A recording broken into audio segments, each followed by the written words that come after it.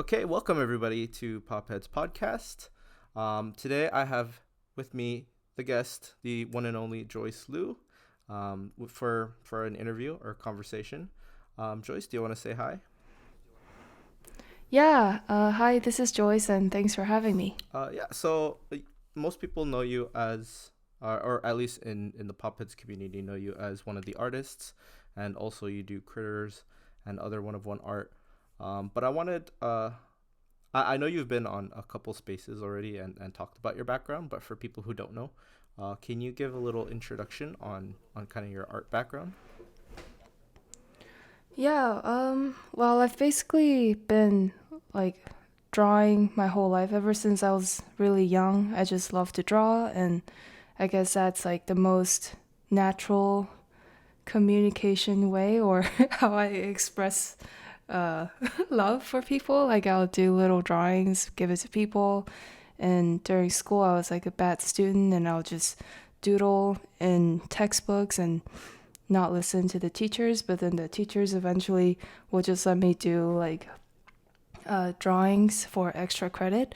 And that's basically how I got through school. Wait, what the heck? Wait, what the heck? I've never been a really good student. Yeah, and so I was originally from Taiwan, and you know how in a lot of Asian countries, like art is still not like a good career choice for kids, and it's usually not encouraged. It's not doctor or lawyer for sure. Yeah, exactly. They're like, yeah, you're gonna end up starving on the streets. You should better start studying something more serious, um, like like what you just said, like math or language or something practical. But even though I'm Asian, I cannot math for the life of me. So, and then yeah, after Taiwan, I moved to Mexico, lived there for a while, and because of like the language difference, um, I didn't understand what they were talking about in school, so I was just reading like Chinese books and then doodling in the textbooks. And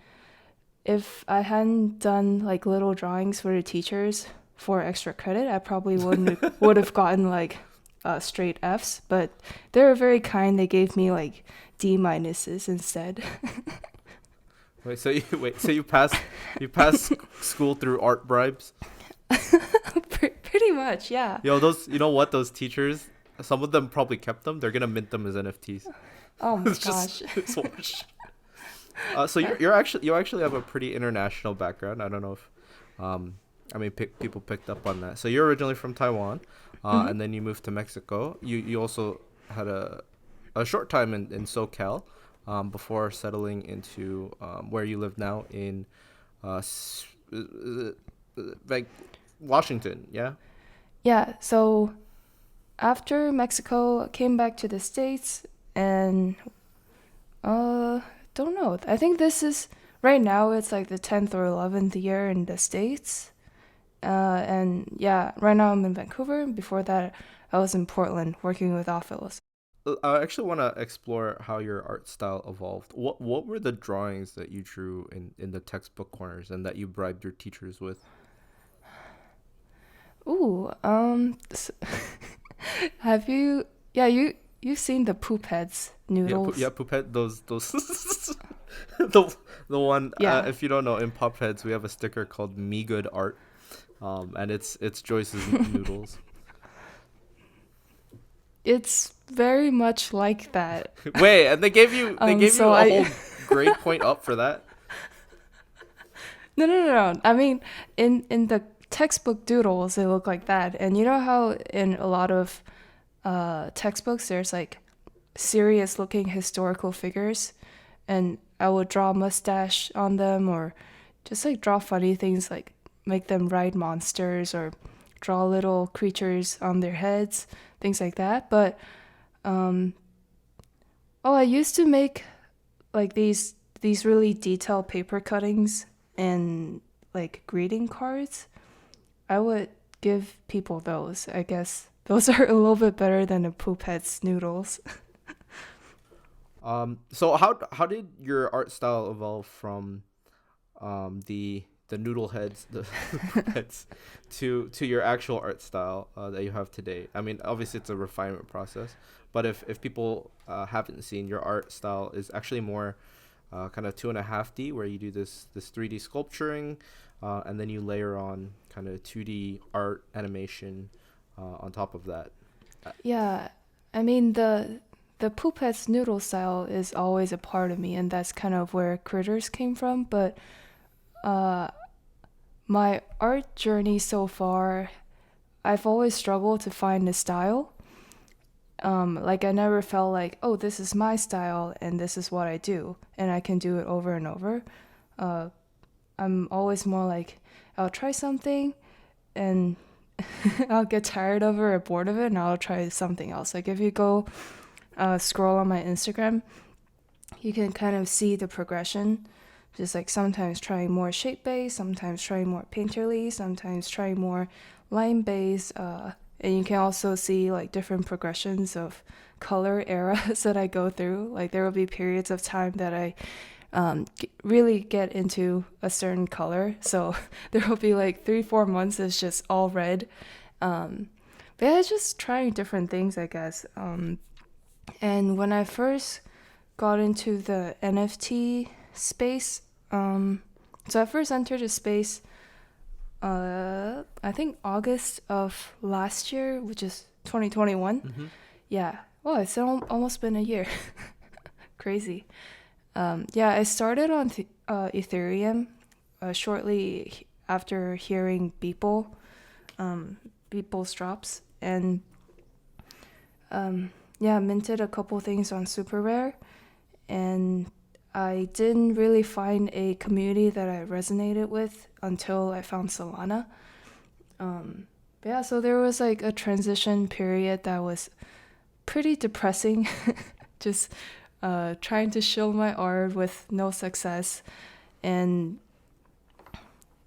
yeah, that was when I was thinking, like, oh fuck it, I'm just gonna keep doing art because that's what I've always been doing. Even if NFTs don't exist, I'll still be doing art. So I'm just going to experiment, and that's kind of where I stumble onto this like 2.5D style, I guess. Mm-mm-mm. Yeah, because during that time, so I've always shied away from 3D work because just like the technical aspect of it and learning a new program has always just scared me. And I think December of last year was when I was like, okay, this is stupid. I'm going to get over this stupid fear. So I just started learning some 3D stuff. And one of the things I've always loved is like studying how light fall onto objects, and just like how lighting works, lighting and color. That gets me really excited. And I was like, okay, if I'm going to do 3D, instead of just making like a still image, maybe I'll like move the lights around. So, and then mixing in some of the weird like 2D elements, and also trying my hand at some 2D animation, which I've never really done before. Yeah, just like a combination of those things that all came together. And when I first stumbled upon form function, those were the pieces I released. And it's really interesting because those pieces I wasn't originally planning to mint at all. I was just like, these are just my experiments. I'm just going to keep doing art, and if NFTs are not for me, then it's fine. So, but eventually things just all lined up, and feeling very lucky. And I think there's a couple things to note there. Right? I think a lot of people don't know that you actually started in ETH on Super Rare. I know we briefly mentioned the story of how you met Shafika and Duke on NFT Asia. Do you want to real quick talk about that, and then how that ended up leading you into looking into Solana? Yeah, so when I first started on ETH, I think part of the not having much success was because I was a complete noob and I knew nothing. Like when I first minted the pieces, I didn't even have a Twitter. it wasn't until after, just out of nowhere, one of my pieces sold. I was like, oh, there's like a whole community out there. Maybe I should make a Twitter and like immerse myself in the culture. And yeah, that's when I met Fika and Duke, because we were all kind of the underdogs and just trying to get noticed, and we found each other on Twitter, and just like hit it off. They were like the first people that I really like felt a connection with in this space. Oh, and yeah, and after I got on Form Function, immediately I'm like, yo, Duke, Fika, have you guys heard of Solana? This is like freaking amazing. You guys should apply. And of course they did. And I think they've both found some success on Solana, which is really great. I love seeing like we're all finding our footings together. And that is also like very rewarding to see. How did you come to learn about Solana? Was it just Form Function and then Catherine reaching out to you? So I've been following Spooky Daikon, Rachel, for a little while, I think since the Instagram era. And yeah, I've also found her on Twitter, so I saw her first drop on Form Function. So I reached out and I'm like, hey, what's Form Function? And she told me about Solana. And I knew nothing about Solana, so I was like, oh, does MetaMask work on Solana? And she's like, oh no, you need a Phantom, and she just walked me through it. And then I went into so I applied and then went into their Form Function Discord, just say hi to people. And then I noticed that Form Functions, I think the sale and listing bots were gone in Killua. And I was just like, oh my god, I think I found my clan, because that was from Hunter x Hunter, by the way. The yeah. anime. Yeah, I'm a huge fan of Hunter x Hunter. So I just started talking to Catherine about Hunter x Hunter, and I didn't know she was the founder. And yeah, after our anime chat, she was just like, yeah, I would love to invite you onto our platform. I was like, holy shit, of course I would love to. And that's how I got on Form Function. That's actually so awesome. I know Spooky Daikon was actually, or Rachel, was one of the Genesis artists on Form Function. And I actually didn't know that she was the one that hooked you up in there. I actually didn't have the full story. And you and Duke and Fika were kind of the second a second generation of artists that they had invited. Originally, Form Function were very few artists. So yeah. you kind of came at a really good time. You probably don't know this, but when the second generation of Form Function artists kind of dropped, for some reason, a lot of people, including myself, just had a bunch of liquidity, and auctions were going crazy at the same time. And so a lot of one-of-one artists were reaching new all-time highs. I don't know what it was, but at the time, that's what was going on, and a lot of us were starved for great art to bid on, to auction on. And I have to shout out my boy Blank. I was already looking into who the second gen artists for Form Function would be, and obviously you were in there. I was looking at Duke as well, but my boy Blank shouted, DM'd me. He's like, "Yo, look at this art! Look at this artist! This is freaking Joice! Look at the quality!" And so me and Blank were like, "Yeah, so we should become friends if we're gonna try to outbid each other, right?" Yeah. So that's actually how me and Blank became friends, because we were trying to bid on your work for your first drop. That's so obviously awesome. I didn't win any of them, as was stated in the first podcast, but it was still fun to bid on them. Yeah. Especially, I mean, it was pretty crazy, just that first drop. Yeah, honestly, the whole like getting onto Form Function journey, it has like a certain like destiny vibe. Just like being at the right place at the right time. What's that saying? Like opportunities are for those are prepared, or something like that. yeah, like I was literally on the brink of giving up just like Web3 crypto things once and for all, like right before I joined Form Function. Um, so yeah, right place at the right time, and just somehow when I got the invitation to join Form Function, I had those three pieces ready. It's just like crazy. I think one of the things that is probably undervalued is networking. Mm. And us looking from the outside, we realized that you were low key a networking machine. And in an interview with Daniel, I promised to ask you about that. How do you do networking? Because that's actually like artists that come onto NFTs and then just release work. They find that obviously they're not gonna sell, right? You kind of do have to do social media, kind of just reaching out to people. How do you do networking? I guess it didn't come naturally at first. Like at first, Twitter was very new to me. You know, I think most artists came from Instagram, and it's very image and portfolio like. Like everywhere you scroll, you just look at beautiful images. But Twitter is a lot of text, and A lot of shit posting. yeah, and that takes a while to get used to. So for me, at first, I just try to DM people, try to get to know people, and that's how I found Shafika and Duke.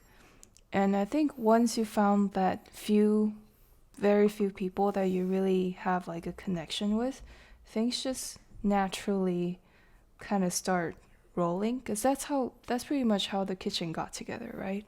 Yeah. Just a bunch of friends talking in Duke's pizza shop, and they're like, yo, we should have a community Discord. And the kitchen was born. So yeah, I guess, Let me ask you, what is your cold open? Like how do you DM someone that you haven't DM'd before?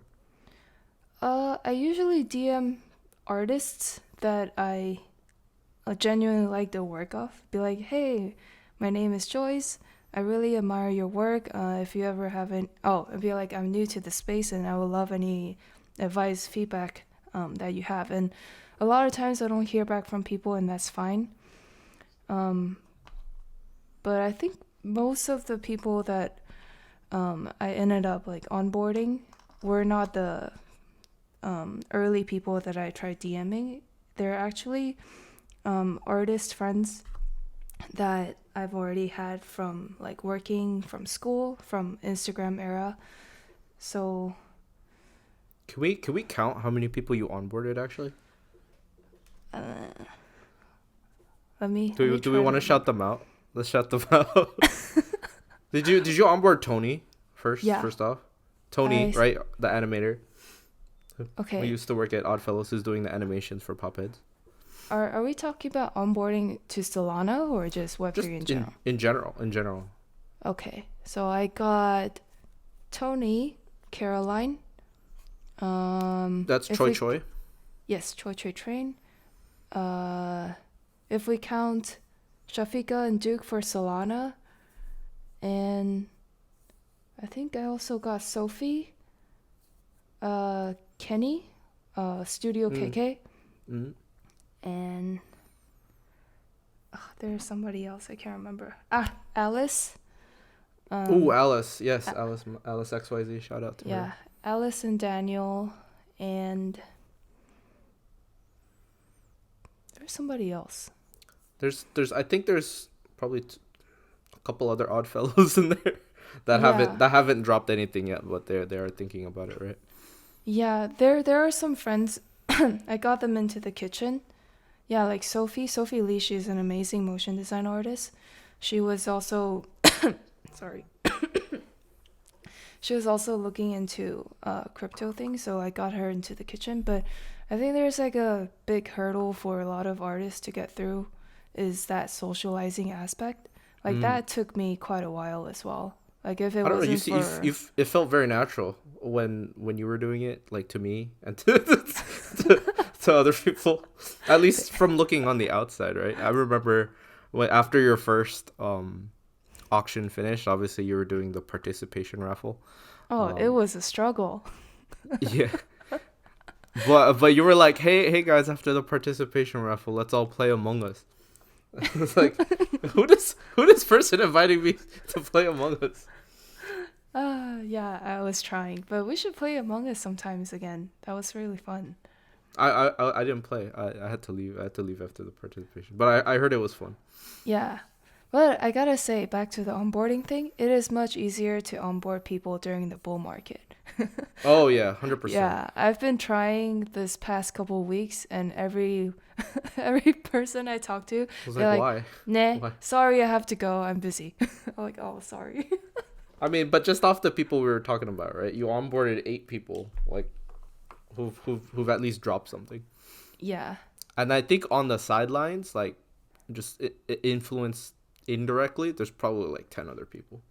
Also Maggie Chang. She was on ETH, but I got her on form function. And there you go. No, but how do you do that? Like, did you know these people beforehand, or is it like? Yeah. Yeah, they were all my artist friends, either from school or from work or just Instagram. And I just reach out, be like, because I think this is such a great thing for anybody who creates art or just any form of art. Like Daniel, I didn't know him very well actually, and it was after my first auction, I think. Um, I just randomly thought of him because I'm like, yo, Daniel's work is so freaking good. I think he would be really successful in this. And he also has a really big following on Instagram. And I've just admire him for a long ass time. So I just randomly reached out, be like, yo, Daniel, check this out. It's really random, but are you have you like heard of NFTs? And if you ever need help, I can walk you through it. And that's pretty much how I like tell people about it. Be like, yo, check out this thing that I think is really great. You should try it. And I'm happy to help. And oh yeah, I was gonna say that for a lot of artists, I think our ultimate dream is to just do art for ourselves and make a living. But Oh yeah. so far, the most common way for people to make a living, I think, is still like commercial work or working for a studio or working for clients. And so we rarely get to, just live off of our own work unless you're really freaking famous like James Jean or something. So this is very much like a form of freedom in a way, and also personally encourages me to explore things that I wouldn't do usually for commercial work, and just like put the creativity on overdrive. Yeah. Mm-mm-mm. I think that's probably one of the coolest things about you is you don't see this as a zero-sum game, right? I think there are some people in the space that view you have to be early to end up making any money at Mm-hmm. all, and if you invite too many people, it's going to become oversaturated and money is going to be much harder to find. And honestly, that's somewhat true. But the way you're going about it is just invite as many people. Let's get people Yeah. interested. Let's get people creating, and the market will sort itself Yeah. out, right? And the goal should really be not to take the very few people that are the very niche few people that are in the space and that will invest in the space and then try to take money from them. It should be getting a lot of people and people who haven't been interested yet in this space. And I Yeah. think Yeah, exactly. yeah, just inviting a lot of people and talking about it and offering them um Yeah. advice on how to start, I think Yeah. I is think really there is important. a big learning curve, especially for the more introverted artists like myself, and there is like a certain mystery to it when you're not actually doing it, and I think it's a little bit sad that people hear NFT or crypto just automatically like, oh no, I don't want to do that because I heard it's bad. Um, but uh, that one phrase you said a long time ago that just really resonated with me. What was it? Um, Was a rising tide raises yeah, all ships? yeah, like that. Mm-mm-mm. Yes, I remember.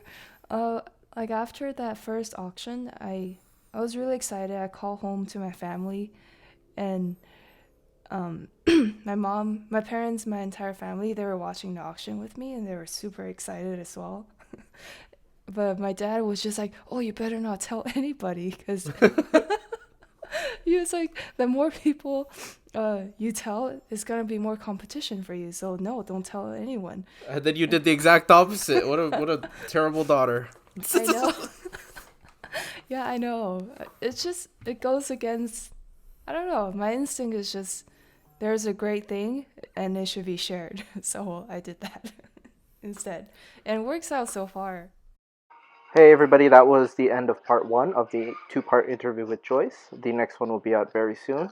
I will see you in the next one.